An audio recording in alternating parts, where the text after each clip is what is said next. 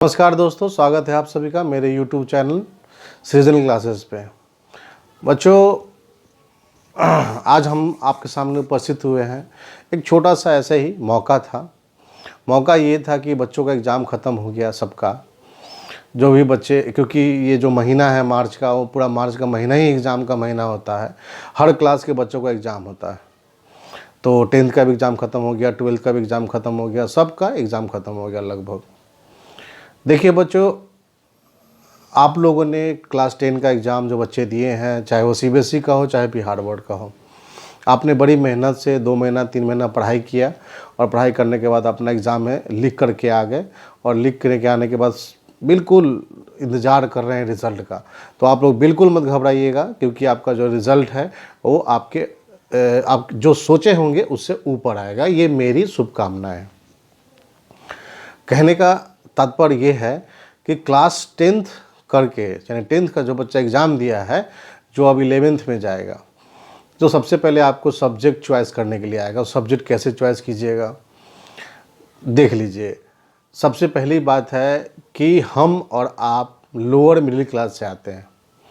तो lower middle class से आते हैं तो हम लोग मैथ साइंस चुनते हैं ज़्यादातर, इंजीनियरिंग बनने के लिए चाहे मेडिकल में जाने के लिए। तो आप लोग बड़े ध्यान से सोच समझ के सब्जेक्ट चुनिए। बहुत हमने उन्हें ऐसा देखा है कि बच्चे 12th तक मैथ साइंस से पढ़ते हैं और फिर पार्ट 1 में ग्रेजुएशन में आर्ट्स ले लेते हैं। बहुत सारे मेडिकल का तैयारी करते हैं 2 साल, 2 साल बाद छोड़ के आ जाते हैं, फिर कंपटीशन का तैयारी करने लगते हैं। बहुत सारे बच्चे इंजीनियरिंग कर लेते हैं, करने के बाद फिर कंपटीशन का तैयारी करने लगते हैं।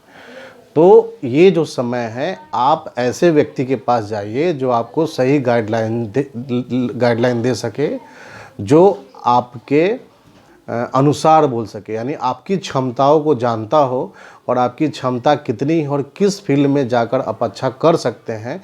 जो व्यक्ति सबसे अच्छी तरह से आपको जानता हो, उससे जाकर के मिलिए और उनसे वार्ता कीजिए, बहुत विस्तृत वार्ता कीजिए, लंबा चौड़ा बातचीत कीजिए और तब जानिए कि हाँ, हमको इस फील्ड में जाना है और इसी फील्ड में अंतोगत्वा तक रहना है, जब तक हम कोई अचीवमेंट ना प्राप्त कर लो उस फील्ड में।